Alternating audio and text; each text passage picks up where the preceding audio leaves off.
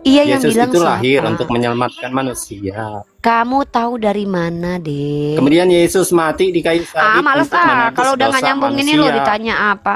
Saya tanya kamu tahu dari Kemudian mana. Yesus mati. Kemudian Yesus wafat, dibangkitkan Udah mulai karena telinganya kemenangannya kemasukan atas monyet. dosa. Mulai telinga kemasukan monyet ditanya Jadi bagus-bagus.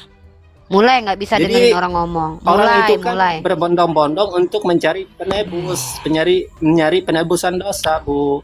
Karena Jadi kau manusia yang itu intinya berdosa. Jadi kau yang memperkosa orang, Yesus yang nanggung dosa kau gitu. Emang kurang ajar kau ya. Kau yang memperkosa anak orang, Yesus yang kau tuduh bersalah.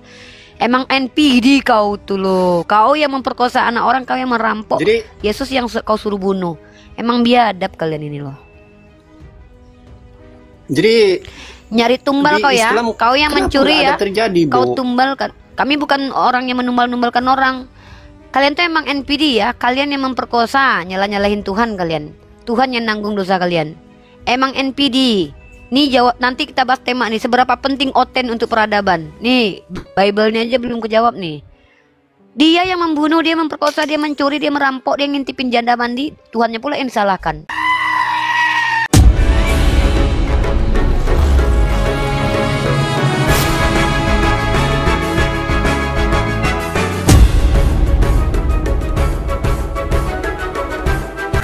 NPD.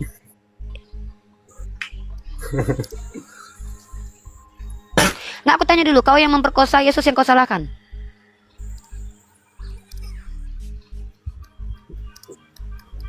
Hah? Ketika kau merampok? Saya nggak ada memperkosa terus? itu, Bu. Iya, seandainya orang Kristen ada saya memperkosa, gimana saya nggak bisa? Bukan. Nggak. Kan kau yang bilang dia menebus dosa-dosa manusia. Berarti kalau kau misalnya memperkosa, korupsi, Yesus yang kau salahkan. Dia yang menanggung dosa kau. Jadi kau enak-enak aja masuk surga walaupun kau pernah memperkosa gitu. Melenggang kangkung, kau nggak bertanggung jawab. Kurang ajar emang kalian ini loh. Nggak ada berpikir kau gitu, Sano. Kalau ibu, coba ya, kalau kau ibu yang berdusta, menikmati, kalau ibu ngomong berdusta, siapa yang menebusnya, Bu? Kalau ibu kan manusia, akulah yang menebusnya sendiri. Dosa. Ya memang, makanya kami diajarkan untuk tidak berbuat dosa. Ya, bertobatlah, minta ampun kepada Allah, perbaiki hidupnya, beramal soleh. Mana sih kau ini? Nggak bertanggung jawab kalian ini loh. Kau yang memperkosa anak orang, Yesus yang kau tuduh salah. Dari mana kau nggak tahu bersih? Emang kau Tuhan? Kau pula yang menentukan bersih dan nggak bersihnya orang. NPD kau luar biasa loh. Udahlah kau merasa memperkosa terus Yesus yang nanggung. Kau pula yang menentukan mana bersih mana enggaknya orang. Ini udah kau melebihi Tuhan loh, Dek. Parah nih orang-orang Kristen nih, NPD-nya naudzubillah min zalik loh. Tunggu dulu, siarkan kau ke seluruh alam dulu biar tahu orang-orang di dunia nih. Assalamualaikum warahmatullahi wabarakatuh. Bertemu lagi dengan Bunda Gembala, di mana kita mendeteksi seorang Kristen yang sangat NPD, teman-teman. Narcissistic Personality Disorder. Di mana penyakit kejiwaan ini adalah orang-orang yang merasa dirinya penting sehingga Tuhan harus membunuh dirinya untuk mereka, padahal mereka bukan siapa-siapa. Bayangkan teman-teman, apa kata Sano? Brother Sano mengatakan bahwa dia adalah orang yang wajib ada penembus. Maka dia memperkosa, dia membunuh, dia mengintip janda-janda mandi. Maka yang harus disalahkan dari perbuatannya adalah Yesus. Ini anak durhaka, ini hamba durhaka. Dia yang memilih untuk ngintipin janda mandi, tapi Yesus yang harus disalibkan karena dosanya. Ini sangat-sangat perilaku yang sangat-sangat tidak bermoral. Di sini diajarkan untuk tidak bertanggung jawab dengan dosa. Ini sangat-sangat tidak layak ini diterima. Kalau di dunia itu dipenjarakan ya. Hai YouTube, ya Bang Zombie menyapa kalian. Hai YouTube, di ya. dunia YouTube. Dengar dulu. YouTube dengar. Bunda Gembala bertemu dengan orang yang NPD-nya di atas maksimal NPD. Sudahlah dia mengatakan bahwa dia ketika berdosa ditebus sama Tuhan karena dia merasa sok penting. Lalu kemudian apa kata dia? Kalau seandainya manusia menebus dirinya sendiri, maka itu tidak bersih. Seolah-olah dia tahu mana yang kotor, mana yang bersih tentang kesucian spiritualitas. Orang ini bukan hanya menjadi orang yang NPD guys, tapi juga dia merasa bahwa dia bisa menentukan mana orang yang layak dan tidak layak masuk surga. Sudahlah NPD belagak jadi Tuhan lagi ini. Lama-lama kamu jadi Hitler nanti. Kamu tahu Hitler itu membunuhi orang Yahudi di abad di Perang Dunia Kedua. Orang Polandia dibunuhi dia. Hampir 6 jutaan jiwa dibunuh karena dia merasa superior, karena dia merasa bahwa dia adalah ras yang superior kayak kamu. Terus dongengnya, Bu. Kok dongeng? Terus aja tadi kan kamu bilang, Mbak. Tunggu saya tanya, ulangi lagi. Tadi kamu bilang bahwa manusia itu ketika berdosa, Tuhanmu yang menanggung dosa. Benar, jujur nggak gitu tadi kamu bilang? Ih, Iya, kurang memang ajar Tuhan banget. menanggung dosa manusia. Dengar teman-teman, kita sudah mendengar. Teman-teman, mungkin kalian akan menonton ini 10 tahun yang akan datang, 20 tahun akan datang. Perhatikan wajah si Sano ini ya. Jadi nanti kalau dia berdosa, dia tidak akan bertanggung jawab dengan dosanya karena dia sudah merasa bahwa Tuhannya yang sudah menebus. Maka dia adalah orang walaupun memperkosa, dia tidak masalah karena dia Kristen, sudah ditebus dosanya sama Tuhannya. Biadab kamu Sano, kamu ngajarin anak kamu ke sekolah, kamu diajarkan nggak bertanggung jawab. Bertanggung jawab itu artinya apa? Kita menanggung jawab. Bukan cuma menjawab tapi menanggung konsekuensi yang kita lakukan. Kamu jangan begitu kamu NPD. Ih parah ini orang-orang ini NPD loh. Merasa kayak penting banget. Seberapa penting kamu buat Tuhan coba? Ih parah kali nih orang-orang NPD ini loh. Bayangkan loh dia mengatakan bahwa dia yang memperkosa Tuhan. Nah, coba Tuhan. tunjukkan perkataan Yesus yang mengatakan kalau kamu ngaku-ngaku anak Tuhan kamu. Waduh parah ini orang Kristen. Iya. Teman-teman, kamu anak apa? Anak angkat, anak pungut, anak haram Tuhan, atau anak kandung Tuhan? Ih, ngaku-ngaku anak Tuhan dia loh. Kita loh ngaku-ngaku anak Pak Jokowi aja udah NPD banget. Ini ngaku-ngaku anak Tuhan loh. Biar setara dengan Tuhan ya. Ih, apa ini? Saya ciptaan Tuhan. Kalau ciptaan tuh hamba Tuhan. Sama kayak Yesus. Saya sama Yesus sama-sama hamba Tuhan. Kamu ngaku-ngaku anak Tuhan tadi. Ih, parah nih orang Kristen nih. NPD-nya luar biasa loh ngaku-ngaku anak Tuhan loh. Ngaku-ngaku anak Tuhan, ngaku-ngaku penting buat peradaban. Sekarang saya tanya sama kamu sekali lagi. Penting nggak Bible itu buat kamu? NPD ini orang nih.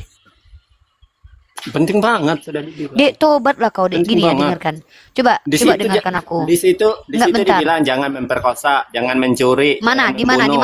Di mana dilarang jangan memperkosa? Coba. Di mana dilarang jangan memperkosa? Coba tunjukkan ayatnya. Itu ada di 10 perintah Allah, Bu. Itu kitab apa? Buka aja 10 perintah Allah. Hukum Taurat. Saya tanya apa? Itu di kitab apa? Itu kan hukum Taurat. Saya tanya, hukum Taurat itu untuk seluruh bangsa atau untuk Bani Israel? Semuanya, Bu. Saya tanya, di dalam hukum Taurat ada larangan jangan membunuh. Saya tanya, itu hukum untuk Bani Israel atau untuk kamu? Gini. Saya jawab.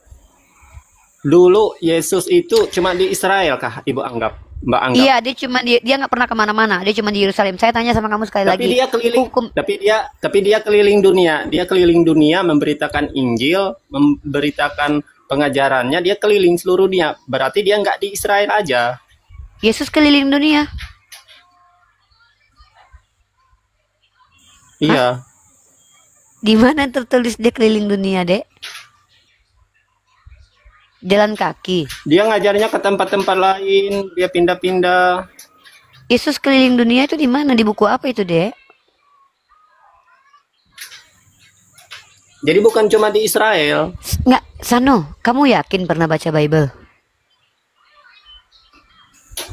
Kalau saya kristal, saya Kristen Natal, setahun sekali ke gereja.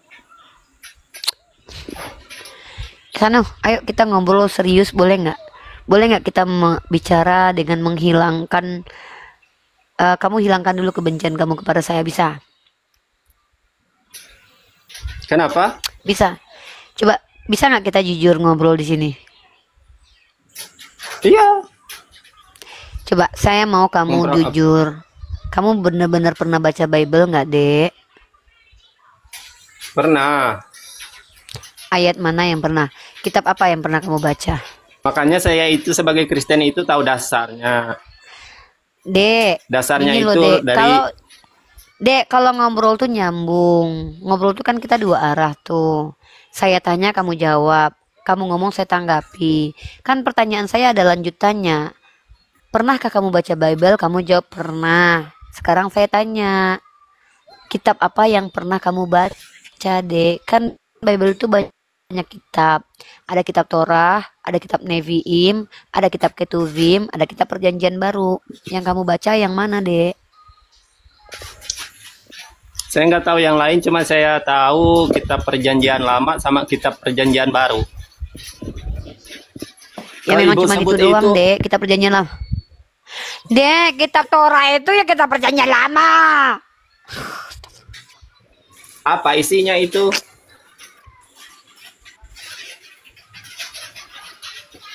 Dek, Kitab Perjanjian Lama itu terdiri dari kitab Taurat, kitab Ketuvim, kitab Neviim, Adek. Dek, Sano umurmu berapa, Sano? Di bawah aku ya. Sano umur berapa? Sano. Kenapa? Kalau kamu, Sano kamu umurnya berapa?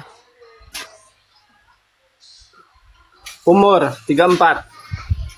Oh, kamu di bawah saya. Boleh saya panggil Dek. Sano, gini Sano. Kan tema kita kan seberapa penting Bible. Kamu naik ke sini ingin menjawab kan? Menurut kamu Bible ini penting nggak? Penting kan tadi kamu jawab. Sekarang saya tanya. Kalau memang Bible ini penting sama kamu, apakah betul-betul kamu pernah membaca Bible? Kamu jawab, iya, penting. Saya pernah baca. Sekarang saya tanya, kitab apa yang pernah kamu baca, Sano? Jujur aja. Masa kamu nggak tahu kitab yang disebut dengan Torah, Ketubim, dan Nevim? Torah itu 5 kitab Musa, diantaranya ada Kejadian, Bilangan, Ulangan, Imamat, Keluaran. Kitab Neviim itu kitab-kitab yang ditulis para nabi, ya, ada kitab Samuel, dan ada kitab-kitab Ketuvim itu catatan-catatan, ya. Nah sekarang saya tanya, kamu tuh pernah baca kitab Perjanjian Lama tuh kitab apa? Ya Allah, Sano. Sano kalau cuma ngaku-ngaku doang berarti kamu tuh cuma ngibul. Kamu jangan ngibulin aku lah. Ah. Kenapa sih nggak bisa jujur kalian umat Kristen? Katanya kalian nggak boleh berbohong. Bukan itu yang saya tanya. Kamu tadi kan ngaku pernah baca Bible. Saya tanya, yang kamu baca itu kitab apa? Yang mana yang kamu baca itu kitab apa? Jawaban itu ya, salah satunya. Bilangan, Ulangan, Kejadian. Oke, coba. Di Bilangan itu pasal berapa yang kamu pahami banget sebagai landasan berkeyakinan? Nggak ada. Bukannya nggak ada apa, saya nggak katanya ingat. tadi katanya kamu penting Bible. Terus kamu suka baca kitab Tanakh. Terus kamu bilang tadi saya baca kitab Kejadian. Ditanya pasal apa kamu nggak bisa jawab. Kamu tuh serius nggak sih jadi orang? Ah, udah kamu diam dulu deh. Belajar dulu aja ya. Kamu belajar dulu ya, Dek. Kamu belajar dulu. Ya serius lah, Mbak. Ya udah belajar dulu, ngomong dari tadi nggak ada pembuktian. Mau aku merendahkan lo. Udah kamu di sini aja, kamu belajar dulu ya, nggak usah diturunin. Ngapain diturunin? Biar dia belajar. Mudah-mudahan setelah dia naik ke sini dia habis itu baca Bible. Nggak usah diturunin. Sano, kamu mau di sini atau mau turun? Di sini kamu boleh belajar, tapi kamu nggak boleh ngomong kalau nggak jelas omonganmu ya. Ya turun aja, Mbak. Mau turun? Ya udah. Tapi kamu nggak mau baca Bible gitu, Dek. Belajarlah, Dek. Belajarlah serius. Ya belajar, saya belajar perintah 10. Gini loh. Nah yaudah, kalau gitu di perintah 10 itu pasal pertama apa? Perintah yang pertama apa? Perintah 10. Ya Allah, yang pertama apa? Ya Allah, Sano mengecewakan Bang. Coba perintah ke-10, perintah pertama apa? Ya Allah ya Robbi. Aduh, kawan-kawan Kristen. Aduh, minimal kalian tuh belajar dulu deh. Sekarang zamannya itu Bu sudah canggih, Bu. Mbak, zaman ya, sekarang sudah canggih, cuman buka Google sudah dapat. Lah, kalau kamu misalkannya tadi ya, berarti kamu berbohong. Dalam otak. Ya udah, berarti kamu berbohong. Katanya kamu sangat penting Bible. Kan saya tahu sudah. Astagfirullah. Lah kamu tuh bohong. Kamu bilang kamu tahu, padahal kamu nggak tahu. Kamu berbohong. Ya pentingnya apa? Kamu bilang tadi pernah baca Bible. Astagfirullahaladzim. Kamu tahu nggak? Kamu mengaku 10 perintah Torah kamu mengerti. Padahal kamu tuh salah. Ini mengerikan sekali loh. Ya Allah. Aduh. Orang Kristen 10 perintah Taurat aja, yang pertama aja dia salah nyebutin dan dia bilang penting kitabnya. Adekku Sano, pesan Uni buat kamu adalah kalau memang penting Bible buat kamu, bacalah, Dek. Bacalah, Dek ya. Oke ya, Dek ya. Iya, saya baca. Yaudah.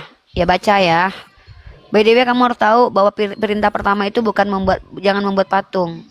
Tapi tidak ada Allah, tidak ada ilah lain selain Tuhannya Bani Israel. Dan itu kamu langgar sebagai Kristen, karena Yesus adalah Tuhan lain yang baru muncul di abad pertama. Ya, kamu telah melanggar aturan kitab Perjanjian Lama tentang 10 hukum Torah. Oke, Dek? Ya mana? Coba buka. Keluaran pasal 20 kamu buka lah. Ya Allah, masa Uni yang harus ngajarin kamu, Kristen? Belajar sendirilah dulu. Kalau mau privat Uni ajarin deh. Bukalah di Keluaran pasal 20. Mbak, Jangan ada padamu Allah lain. Ya Allah ya Robbi. Nah, ya, sementara kamu Mbak, kan Allahmu baru muncul di abad pertama, yaitu Yesus. Ah, males deh. Ini kok kebalik ya. Mbak yang Muslim hafal 10 perintah Allah. Saya yang Kristen kok cuman tahu karena Anda tidak belajar, Sano. Saya mempelajarinya. Anda belajar ya, insya Allah Anda mudah-mudahan kalau Anda serius belajar nanti Anda mengerti nanti mana benar mana salah. Saran saya belajar ya. Belajar itu bagi kami umat Islam kewajiban, Dek. Iya, tapi Mbak, kalau kita tidak mempelajari kitab kita, maka kita tuh semuanya asumsi. Atau kita dikatakan sebagai orang yang imannya tidak berlandaskan kitab suci tapi asumsi. Nah, ini dikatakan sebagai iman buta namanya. Saya orang yang mempelajari kitab kamu. Saya memang tidak beriman kepada Kristen, tapi saya mempelajarinya untuk kajian komparasi. Nah, saya sudah tunjukkan kepada kamu. Dalam 10 perintah Torah itu, hukum pertamanya adalah jangan ada padamu ilah lain. Dalam kitab Keluaran pasal 20 kamu cek deh, buka ayatnya, aku lupa tapi ada itu di dalam Keluaran pasal 20 kalau nggak salah. Coba deh cek deh kalau nggak percaya, coba cek. Kalau nggak kamu tanya netizen Islam tuh bisa, kamu bisa cross check juga kok di Google, nggak apa-apa, nggak masalah kok. Kita tuh tidak mengharamkan Google loh. Apa sih salahnya mengklik di Google? Itu tandanya kan kita ini. Tapi apa iya kamu jangan-jangan kamu nggak cari, Mbak, cuman gini aja, saya itu sering itu kalau lihat kalau Mbak yang baca terus menelaahnya kok menyimpang. Iya. Oke, menyimpang. Menyimpang itu coba. Kepala. Sudah. Yaudah, menyimpang, definisi menyimpang kamu ngerti nggak? Biar saya ajarkan dulu. Menyimpang itu adalah ajaran yang keluar dari ajaran yang sesungguhnya. Saya tanya sama kamu, para nabi-nabi Bani Israel itu mengajarkan ajaran yang sesungguhnya atau tidak? Soalnya gini, Mbak. Dunia Sano kalau ngobrol tuh nyambung napa sih? Sano. Dunia ini ya sudah modern, Bu. Jadi orang itu bisa membedakan yang mana yang baik, mana yang benar, mana yang betulnya. Jadi kayaknya kalau Mbak tuh menjelaskan nggak sesuai konteks itu diketawain loh. Kayak apa dong? Kamu Mbak tahu arti konteks? Ya? Kamu ngerti arti konteks? Ya, konteks itu topik, Bu. Astagfirullah. Konteks itu adalah latar belakang, Dek. Astagfirullahaladzim. Ya Allah, masa kok ngajarin konteks juga. Gini ya, Dek. Konteks itu adalah latar belakang sebuah ayat. Dibuatlah judulnya. Ya. Dan konteks tentang kitab Keluaran 10 hukum Taurat itu adalah di mana Tuhannya Bani Israel pada waktu itu, latar belakangnya Tuhannya Bani Israel mengajarkan ajaran yang terpenting melalui perantaraan Musa. Maka pada waktu itu Tuhannya Musa mengajarkan kepada orang Israel bahwa tidak boleh menyembah kepada ilah lain kecuali ilahnya Musa. Sekarang saya tanya, apakah Musa itu Tuhannya Yesus? Musa Tuhan Yesus nggak ada.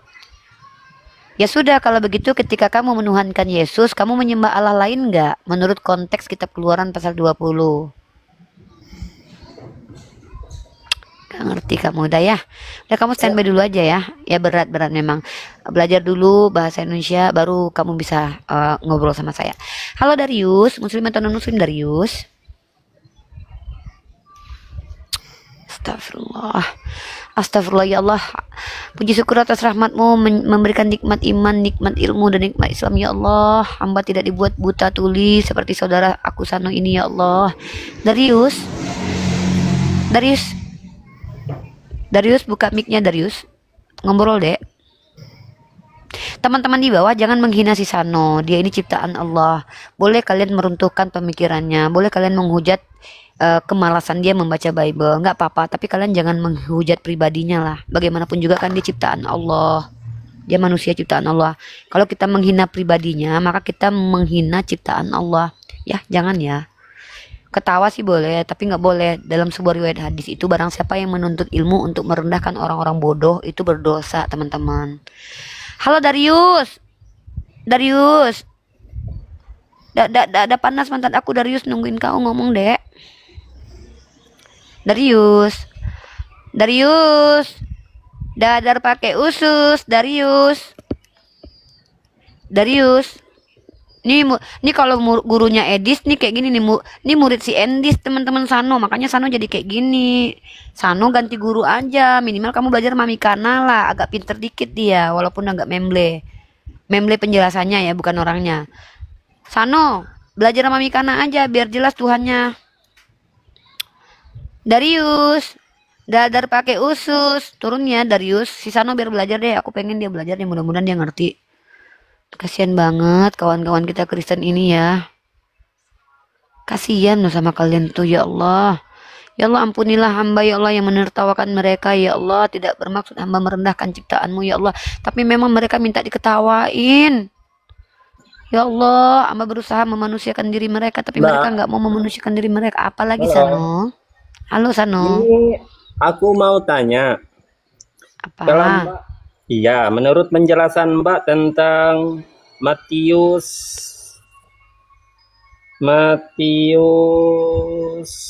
37. Matius 37, Dek. Ayat keberapa, Dek? Ayat yang ke-37. Matius pasal 37, ayatnya juga 37 gitu. Ya terserah Mbak lah. Bisa dibuka. Sano, Bible itu ada nama kitabnya, ada pasalnya, ada nomor ayatnya. Kamu minta pasal 37, ayatnya berapa? Matius 22. Ayat berapa? Ayat 37. 37.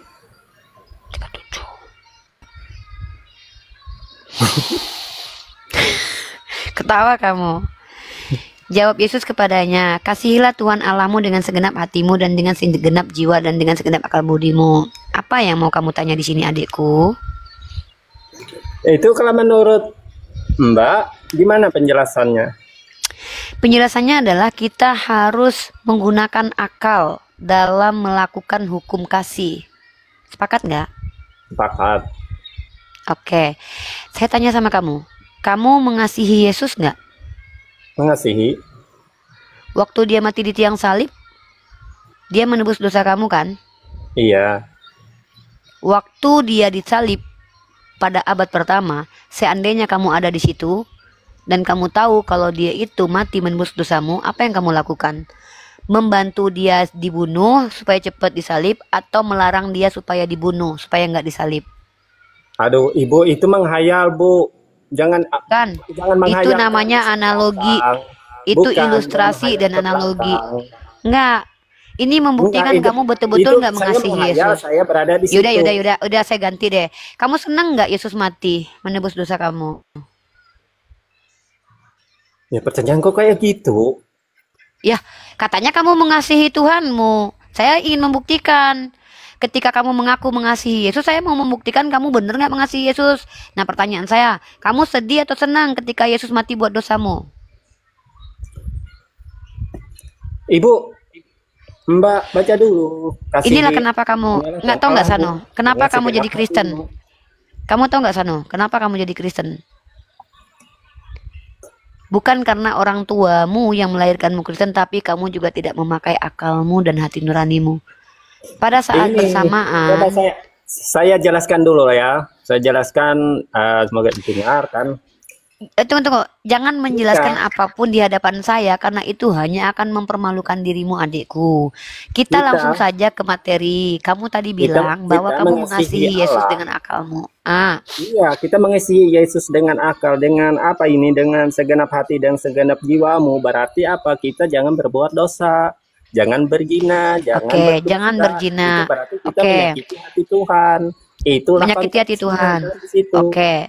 Kamu tahu nggak di dalam kitabmu tertulis? Bukan saya berada di sana, Bu. Lalu saya membayangkan gimana perasaan saya ketika saya melihat Yesus disalibkan. Sano, saya tuh lagi punya banyak pasien. Kamu standby dulu aja ya. Ya. Oke, saya turun. Yaudah turun aja Sano ya, kamu tetap akan jadi Kristen kok. Kamu termasuk orang yang di dalam Al-Quran sudah disampaikan Allah, innal ladzina kafaru sawa'un alaihim a'anzartahum am lam tunzirhum la yu'minun. Sama saja bagi kamu Sano, diberi petunjuk ataupun tidak, kamu tidak akan beriman karena kamu kafaro, kamu menutup diri. Kamu punya akal tidak berfungsi. Kamu orang yang tidak punya otak, tapi daya kemampuan akalmu tidak kamu gunakan untuk menelaah mana benar mana salah. Kamu punya hati nurani tapi tidak memiliki empati. Bisa, sama orang bisa. Selamat siang. Iya siang ya. Silakan jadi Kristen saja. Insya Allah kamu menggenapi Al-Quran surah Al-Baqarah ayat ke-6. Itulah kenapa saudara kita Sano menjadi Kristen ya teman-teman.